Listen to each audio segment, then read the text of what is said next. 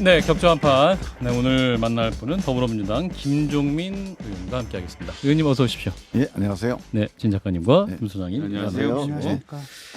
자, 어제 노무현 전 대통령 네. 사고 14주기 추도식이 있었는데 여야 모두 이제 봉화마을에 많이 갔습니다. 근데 의원님은 또 참여정부 출신이시기 때문에 또 남다른 소회가 있으셨을 것 같아요. 어떠셨습니까?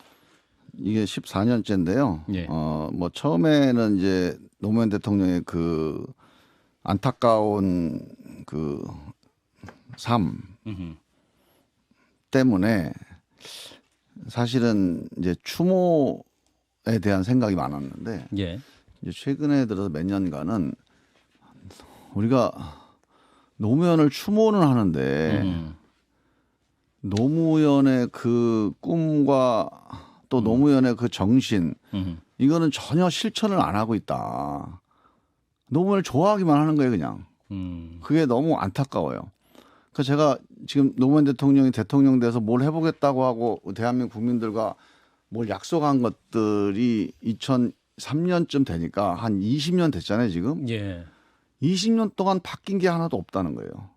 대표적인 게 노무현 대통령이 대통령 된 다음에 제일 먼저 추진한 게 정치는 결국은 대화와 타협입니다. 네. 그래야 서민들을 위해서 우리가 앞으로 전진할 수 있다. 대화하고 타협을 안 하면 결국 있는 사람 기득권만 좋은 거다. 그래서 정치는 대화하고 타협해서 서민들을 위해서 뭐를 결정해야 된다. 그게 노무현의 가장 큰 정치적인 어떤 목표였거든요. 근데 그걸 위해서 선거제도 개편도 얘기하고 대연정도 얘기하고 그렇죠. 그리고 그 지방분권. 개헌도 얘기하고 정말 임기 5년 내내 거의 당신의 모든 정치 인생을 던지다시피 했어요. 안 됐잖아요. 그러면 그리고 이제 2009년 노무현 돌아가신 다음에 야 그때 우리가 노무현을 우리가 도와주지 못했다. 노무현의 뜻을 우리가 제대로 뭔가 호응하지 못했구나. 미안하다. 다 그렇게 얘기는 해요. 그리고 노무현 이름 달고 경선에서 이기고 국회의원도 됩니다. 그리고 당대표도 되고 대통령 후보도 돼서 아 노무현 정신 이어가겠다. 심지어 저쪽 당 사람들도 노무현 좋아한다. 노무현 정신을 되살리자 이렇게 얘기를 해요. 근데 그 노무현 정신이 지금 20년 내내 실종돼 있습니다. 선거제 개혁을 해서 더 이상 싸우는 대결 정치 그만하고 좀 대화하고 타협하는 정치 해보자. 진도가 하나도 안 나가잖아요. 하나도 안 나갑니다. 그 당시에 노무현 대통령이 지방 분권 행정수도하면서 균형 발전 얘기를 하면서 이런 말씀을 하셨어요. 지금 균형 발전 안 하면 이거 물 건너간다. 수도권 인구가 50%를 넘어서고 수도권 국회의원이 과반수를 넘어서면 대한민국 균형 발전이 이제 불가능하다. 그때 수도권 인구가 46%였습니다. 그래서 행정수도 이전 무리하게라도 내가 밀어붙이는 이유다. 좀 도와달라. 이렇게 호소를 했는데 그래서 행정수도 이전하고 공공기관 이전했는데 그 이후에 이게 또 실종돼 버렸어요. 20년 동안. 사실 우리 민주당도 그때만큼 이 균형 발전 지방 분권이 잘 안 했습니다. 그 지금 수도권 인구가 51%입니다. 국회의원은 50% 훌쩍 넘었어요. 노무현이 걱정했던 그런 세상이 지금 온 거예요. 그래서 결국은 지금 지방 소멸 세상으로 가고 있잖아요. 저는 양극화 해소, 비전 2030, 그때 노무현이 하려고 했던 뭐 복지국가 문제 여러 가지 중에 뭐라도 좀 되다가 힘에 붙여서 못 되면은 그래도 덜 미안할 텐데 정말로 노무현이 했던 거 이상으로 진전이 아무것도 안 되고 있다는 게 미안한데 문제는 매년 노무현 대통령 돌아가신 날만 되면 다 노무현의 길 따라가겠다고 그래요. 다 노무현 정신 이어가겠다고 그래요. 왜 여야 대표들 노무현 정신 이어가겠다고 하면서 왜 선거제도 개혁에 대해서 아무 얘기도 안 하고 아무런 성의도 안 보입니까? 윤석열 대통령 노무현 좋아한다 그러면서 대화와 타협의 정치 왜 야당 대표도 한 번도 안 만납니까? 그러놓고 무슨 노무현을 좋아해요. 전 정말로 이 정치 지도자들이 노무현 정신을 실천하든가 노무현 얘기를 하지 말든가. 정말 저는 어제 하루 지내면서 너무 답답했습니다. 그 한마디 한마디 하는 얘기를 들으면서 예. 아 저런 미사여구를 저렇게 그냥 해버리나 책임도 없이 음. 이번에 저는 선거법 개혁을 한번 보고 있어요. 예. 정말 노무현 대통령이 그때 얘기했던 그 국회에 보낸 서한이 있습니다. 이대로 가면 대한민국 정치 큰일 납니다. 대화하고 타협해야 됩니다. 그래야 서민들이 새로운 국정을 서민들에게 보여줄 수 있습니다. 예. 좀 합시다. 국회가 결단해 주십시오. 정말 이 호소한 게 있는데 예. 지금 진척이 있습니까? 6월 말까지 이제 국회의장이 할 수 있다. 어떤 그거 시한까지 좀 꼭 해야 됩니다. 어떤 식이 됐든 어떤 식이 됐든. 어느 정도가 됐든 우리가 도저히 뭐 기득권이 있어서 요 정도밖에 못 하겠습니다. 미안합니다. 이 정도라도 해야죠. 아예 지금 얘기를 안 하고 있는 이 자세는 그래놓고 저 노무현 기일 맞아서 다 노무현 외치는 게 저는 이건 도리가 아니라고 봐요. 사실은 뭐 네, 진 교수님. 그러니까 노무현 정치를 뭐 계승한다 이러는데 사실은 지금 현재 민주당은 노무현 정치의 극단 반대극에 가 있거든요. 예를 들어 노무현 대통령이 뭐라 했습니까? 원칙 있는 패배가 원칙 없는 승리보다 낫다. 그런데 이기기 위해서 당원 다 고치고 말이죠. 꼼수를 부린단 말이죠. 그 두 번째로는 뭐라고 했습니까? 선거제도 개혁해야 된다라고 하면서 우리가 한번 정권을 잃는다 하더라도 그걸 개혁하는 게 진보다라고 말씀하셨는데 사실 지난번에도 뭐 선거제 개혁이다라는 것도 결국 공수처법 만들기 위해서 카드로 한 거고 그것도 어음이었잖아요. 지급 안 한 거. 그래서 꼼수로 위성정당 만들고 완전 정반대로 가는 데다 도덕성 문제도 그렇거든요. 노무현 대통령이 돌아가실 때 뭐라 하시냐 원망하지 말라 그랬잖아요. 근데 그걸 가지고 원안의 정치, 보복의 정치를 했던 게 그 적이고 또 다른 한편은 노무현 대통령은 그때 자기가 그 연루가 됐을 때 뭐라 하냐 여러분 이제 나를 버리셔야 됩니다라고 했어요. 그게 뭐냐면 나를 버리고 진보의 가치를 지켜라 그 얘기거든요. 근데 지금 민주당은 어떻습니까?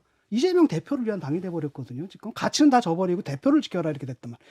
그러니까 노무현 정신을 계승하는 정도의 문제가 아니라 노무현 정신에 완전 반대 극단에 가 있다는 거죠. 그쪽 뭐 윤석열 정부는 어떻게 노무현 정신하고 좀 가깝나요? 저는 그 얘기도 좀 하셔야지. 또 시작입니다. 아니 윤석열은 뭐 민주당에 대해서 뭐 비판하는 건 좋고 예. 또 뭐 의미 있는 비판 받아들여야 되긴 하는데 예. 한국 정치 전체가 지금 노무현 정신과 노무현 정치로부터 배우거나 아니면 뭔가 이어가거나 뭐 이런 반성을 좀 해야 된다 이런 차원에서 너무 이제 이걸 정파적인 관점에서 보지 마시고 말씀을 하셔야 되고 저는 지금 이제 잠깐 말씀 나온 김에 이른바 팬덤 정치라고 하는 것에 대해서 강성 팬덤. 예. 노무현의 노사모가 그 원조다 이렇게 얘기를 많이 해요. 근데 제가 일화를 하나 말씀을 드릴게요. 제가 이제 이 노사모들과 대화하는 담당 비서관이었습니다. 제가 이거 대변이 당시에? 끝나고 난 다음에 이른바 이제 온라인 비서관을 하면서 이 온라인에 그렇죠. 주로 노사모들이 맞아요. 모여 있으니까 예. 이분들하고 이제 뭐 한두 달에 한 번씩 만나서 이제 뭐 국정에 대한 의견도 듣고 하는 일을 했는데 그래서 노사모 대표들을 꼭 1년에 한 번씩 대통령이 초대를 해요, 청와대에. 그래서 영빈관에서 식사 대접을 하면서 뭐 고맙다는 얘기도 하고 또 국정 설명도 하고 이렇게 하는데 제가 기억에 남는 게 이분이 매번 만날 때마다 늘 이런 얘기를 합니다. 노무현 대통령이 어떤 얘기를 하냐면 노사모는 고유명사가 아니다. 노무현을 사랑하는 모임이 돼서는 안 된다. 보통 명사가 돼야 된다. 시민 정치 참여라고 하는 새로운 역사를 만들어낸 보통 명사가 돼야 된다. 노무현 개인을 버리고 역사 속으로 들어가라. 노무현을 사랑하는 모임으로 남지 말고 시민 참여 운동의 효시를 만든 그 보통 명사가 돼야 된다. 그래서 사실 노사모 사람들이 2007년도에 논쟁을 합니다. 야, 우리가 노무현 개인을 뭐 이렇게 지지하고 사랑하는 모임이 일방적으로 하는 모임이 되면 안 된다. 근데 노무현이 지금 참여정부 실패한 거 아니냐. 잃어버린 10년 아니냐. 근데 민주당 당내에서도 그런 얘기가 나왔어요. 그러니까 우리도 노무현 비판하자. 그걸 예. 비판하기 시작합니다. 그러니까 노무현 대통령이 너무 이제 상심해가지고 아하. 참여정부 평가를 하자. 그래가지고 1년 동안 제가 아침마다 관저에 불려가가지고 당신이 참여정부에 대해서 스스로 평가하는 거를 그 책도 내고 나중에 다큐멘터리로 만들었는데 저는 그 다음에 노사모 했던 분들이 노무현 대통령 돌아가셨잖아요. 예. 그 다음에 너무 미안해진 거예요. 야, 우리가 이렇게 비판했는데 알고 보니까 이 조선일보 따라서 비판해갖고 노무현을 못 지킨 거 아니냐. 하여간 그런 과정들을 겪었는데 예. 저는 그때 노무현 대통령이 정말 책임 있는 정치인의 자세가 뭔가를 보여준 것 같아요. 정말 얼마나 고맙습니까? 노무현이라는 사람을 이인재 후보하고 완전히 이 지지율 차이가 엄청나게 나던 사람, 의원 한 명도 없는 사람을 대통령 후보로 만드는데 노사모가 기여를 했잖아요. 예. 근데 그분들한테 자기를 버리라는 얘기를 5년 내내 합니다. 그리고 실제로 그렇게 뭐 서프라이즈라든가 아니면 그 어떤 모임이라든가 해서 그런 논의가 일어나는 걸 보고 좋아해요. 그런 지도자였어요. 그래서 먼저 저는 그 이후에 우리가 이 팬덤 정치가 우리 정치인들이 사실 저도 뭐 거기에 한 그 책임이 있습니다만 인기를 많이 끌고 지지를 많이 받았던 정치인들은 지금 이 팬덤 정치 전체에 대해서 다 반성해야 됩니다. 그러니까 지금 현재 원조 팬덤 노사모는 현재 강성 지지층 혹은 뭐 개딸과는 좀 명확히 달랐다. 완전히 차원이 완전 차원이 다른 게 달랐다. 그때는 거기는 시대 정신이었어요. 서로 다른 의견이 공존하는 공존하고 모임이에요. 시대 정신이 토론이 가능했던 모임이었어요. 무엇보다도 이들이 퍼나르는 글들은 진실과 사실이었어요. 허위가 아니었습니다. 그다음 두 번째는 윤리가 있었거든요. 자기들끼리 약속하는 걸 봤습니다. 사이트 들어가서 노무현 후보를 알리는데 그쪽에서 먼저 허락을 받아라. 그다음에 그쪽에서 반발이 나오면 싸우지 말아라 하는 윤리 코드를 자기들끼리 지켜가지고 자기들끼리 굉장히 뭐랄까 조심을 했거든요. 근데 지금 보면 그냥 막무가내잖아요. 그래서 이제 이게 다 정치 지도자들이 사실은 이런 철학이 약하니까. 그러니까 김대중 노무현 이후에 우리가 정말로 지도자가 얼마나 중요한지를 다시 우리가 지금 확인하는 그런 과정에 있다고 봐요. 그래서 정치인들이 좀 더 분발해야 된다. 노무현을 생각하면서 저 그런 생각을 다시 합니다. 예, 의원님 이제 강성당원과 결별해야 한다 이런 입장이신데 이현우 의원이 이제 한 명을 징계하고 지시하고 끝나는 문제가 아니라 정말 진정성 있으려면 제명인의 마을 이장직을 이재명 대표가 사퇴해라 이런 말도 했거든요. 그런 의미에서 의원님도 이재명 대표도 뭔가 강성 팬덤 더 강력한 메시지를 내야 한다 이렇게 근데 판단. 저는 제가 뭐 이게 여러 번 여기 한판 승부에서도 여러 번 얘기했는데 잘 전달이 안 되는데 아니 당원들하고 어떻게 분리를 합니까? 팬덤들하고 어떻게 분리를 해요? 같이 가요. 뭘 그걸 분리를 왜 합니까? 팬덤이든 강성당원이든 잘못된 행태를 못하게 하는 게 중요한 거지. 뭐 징계를 하든 설득을 하든 토론을 하든 행태를 바꿔야지. 우리가 예를 들어서 우리나라 국민인데 분리시킵니까? 처벌해갖고 못하게 하잖아요. 뭐 범죄를 하더라도 잘못을 하면 못하게 하는 게 중요하지. 어디 뭐 추방합니까? 그 분리라는 말이 저는 그러니까 행태와의 분리. 그런 잘못된 행태, 언행, 행동, 뭐 폭력 이런 것들을 분리시켜 내자는 거지. 당원이나 지지자들을 몰아내자, 뭘 어디 분리하자 이런 식으로 이제 이게 쓰이는 거는 좀 잘못이라고 보고요. 하여간 그런 점에서 이 행태를 없애도록 하는 거는 정말 열심히 해야 됩니다. 지금 예를 들면 이런 거예요. 자, 강성당원들이 폭력하는 건 문제다. 그러나 그 사람들이 그래도 당을 위해서 하는 거다. 그 사람들이 뭔가 뭐 당을 사랑하는 거다. 이렇게 얘기들을 해요. 저는 그렇게 하면 안 된다고 봅니다. 예를 들면 어떤 사람이 자, 어디 가서 뭐 절도를 했어요. 아, 이 사람이 그래도 뭐 자기 가족들을 사랑해서 훔친 거야. 이렇게 얘기하면 안 돼요. 일단 그건 그거고 그거에 대해서는 또 뭐 배경이라든가 의도 그건 존중해 줘야죠. 예. 하지만 이 행태는 안 된다라고 단호하게 정리를 하고 가줘야 사람들이 이걸 안 하거든요. 근데 늘 한마디 붙여요. 의도는 괜찮은 거다. 애정이 있는 거다.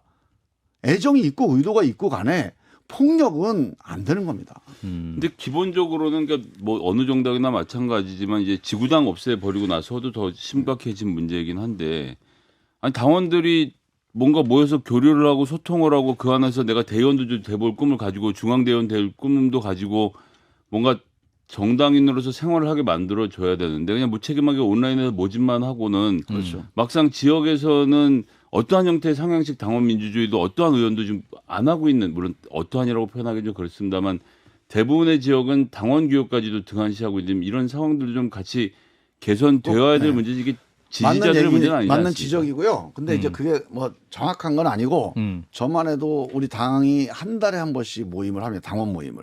그래서 당원들이 한 30명, 50명 이렇게 저는 논산 계령 검사님 따로따로 보니까 예. 모여서 여러 가지 얘기들을 해요. 상당히 처음에는 되게 어려웠습니다. 모이기가. 근데 예.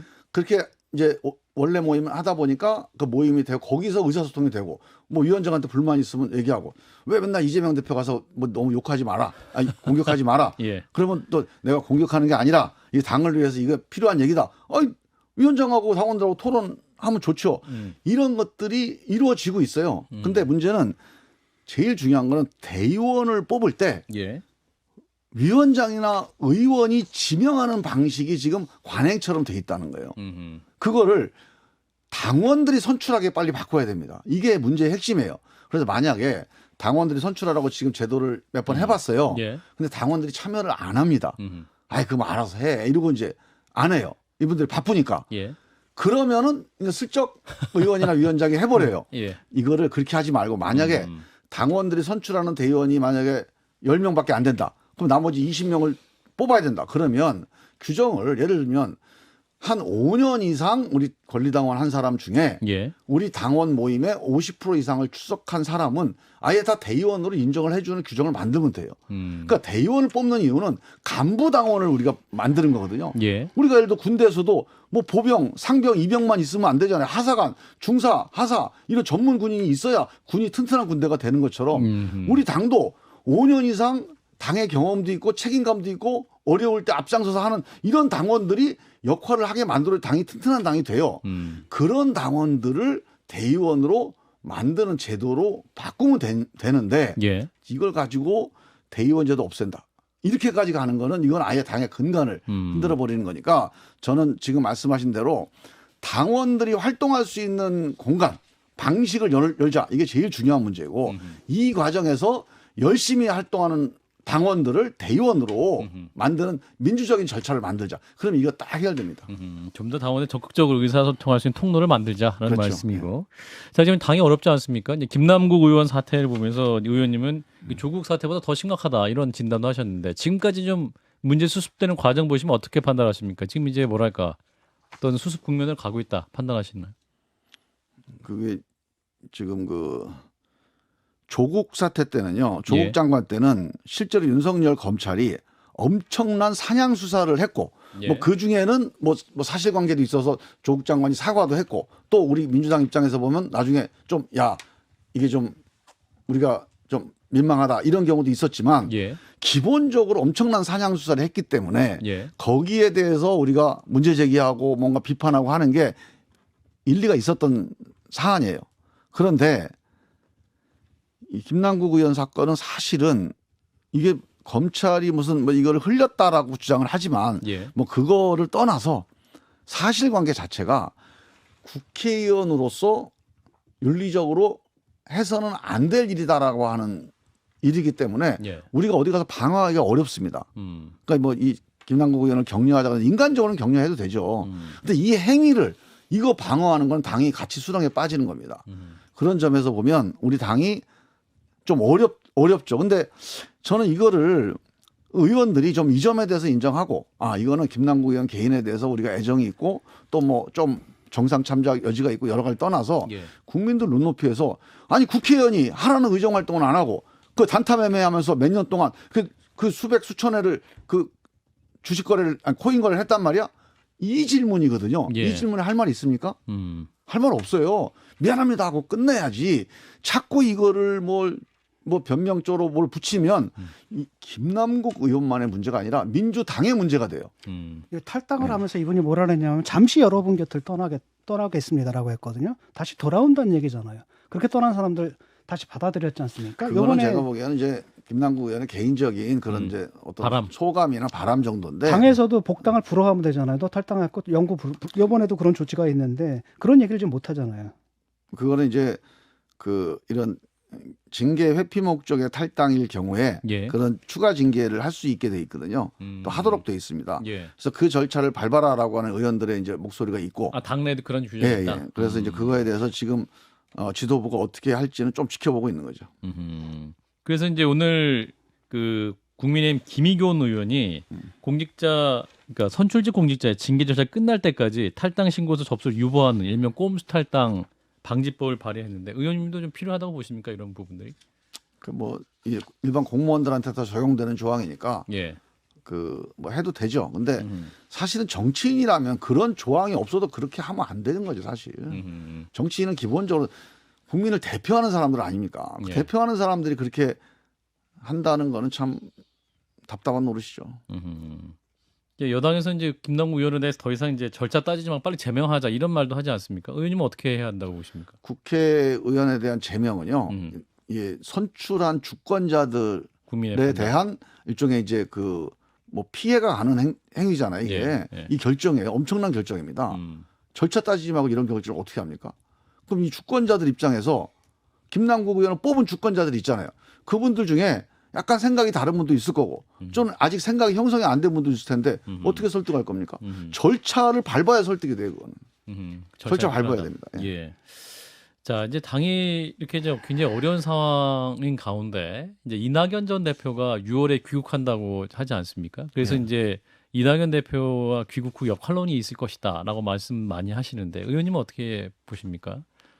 오시면 그분이 이제 총리도 하셨고 예. 당 대표도 하셨던 분이니까 어떤 식으로 역할을 하시겠죠. 예. 근데 당장 무슨 뭐 민주당의 이 내부의 무슨 어떤 뭐 리더십이나 이런 거에 개입하거나 참여하는 역할은 아닐 것 같고 뭐 이제 한국 정치나 아니면 우리 민주당에 뭐 기여할 수 있는 길이 뭐 여러 가지 있지 않겠습니까? 예. 근데 뭐 그게 당장 무슨 민주당 내 무슨 이 개파 싸움의 하나로 자꾸 해석하려는 경향이 있는데 예. 저는 그분이 그렇게까지는 안 하실 것 같아요. 그런 행동이나 아니면 그런 선택은 안 하실 것 예, 같아요. 근데 이분이 이제 그런 말씀하셨거든요. 그러니까 민주당에서 뭐 자체적으로 개혁이 안 되고 쇄신이 안 된다고 한다면 외부의 충격이 필요하다 이렇게 말씀하셨는데 충격이 무슨 생길지도 뜻이죠? 모른다. 외부의 그 충격. 국민들의 압박이겠죠.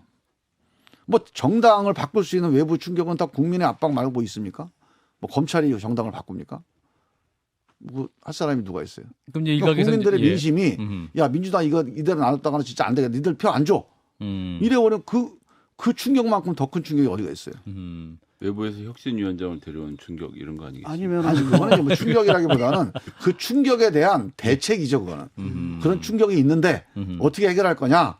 또 우리 안에서 뭐 그냥 뭐 이렇게 뭐 좀 그 혁신이 만들어서 뭐 뻔한 인물들로 그냥 하던 거 계속 할 거냐? 아니면 정말 새로운 면모를 보일 거냐? 뭐 이런 것들은 이제 우리의 대책 중에 하나가 될 수 있는 거죠. 예. 자, 근데 이제 당 내분이 격화되는 거 아니냐 또 이런 시각도 있는데 그럴 가능성은 없다. 친명과 비명 간의 갈등이 현재도 좀 계속 간혹 나오고 있는 상황이기도 한데. 저는 뭐 친명 비명의 문제보다는 지금 이 기득권을 그냥 대충 덮고 가자 이런 이제 기득권을 주장을 한다면 예. 아마 거기에 대한 쇄신과 혁신의 목소리와 부딪힐 거다. 음. 그러니까 이거는 뭐 이재명 대표에 대해서 좋고 나쁘고로 갈라질 문제는 아니고요. 예. 지금 있는 이 민주당의 기득권, 지금 도덕성이 붕괴됐고 이렇게 가면 안 된다는 국민들의 심판을 받고 있는데 예. 이거에 대해서 이 국민 신뢰가 추락하는 거에 대해서 이거 별거 아니다. 그냥 우리 지지자들하고 뭉쳐서 그냥 가자. 이렇게 해서 기득권 정당으로서 민주당이 남게 된다면 여기에 대한 쇄신의 목소리가 당 내에서도 저는 엄청나게 분출될 거다 이렇게 봐요. 이재명 대표가 정당 민주주의가 중요하다라고 얘기를 했거든요. 그것은 결국은 이제 대의원제 폐지 쪽에다 힘을 실어주는 거고 그럴 경우에 사실 이게 뭐 문화혁명 비슷하게 친위 쿠데타가 되는 거 아니겠습니까? 사실은 그 강성들이 들어와가지고 모든 걸 결정하게 되는. 그래서 이걸 딱 보면 이건 아니 쇄신이 아니라 거꾸로 간다. 이런 느낌도 좀 제가 들거든요. 보기엔 이재명 대표도 그래도 당 대표인데 그렇게 그런 결정은 안 할 것 같고요. 그래서 저는 이제 대의원 제도가 문제가 있으니까 좀 고치자 하는 거는 저는 토론할 가치가 있다고 봅니다. 예. 근데 고치는 거가 아니고 아예 폐지하자는 거는 일종의 이런 거예요. 우리 민주공화국 국가로 따지면 헌법으로 따지면 1조 1항이 대한민국은 민주공화국이다 이렇게 돼 있잖아요. 예. 이거를 대한민국은 인민민주공화국이다 이렇게 고치는 겁니다.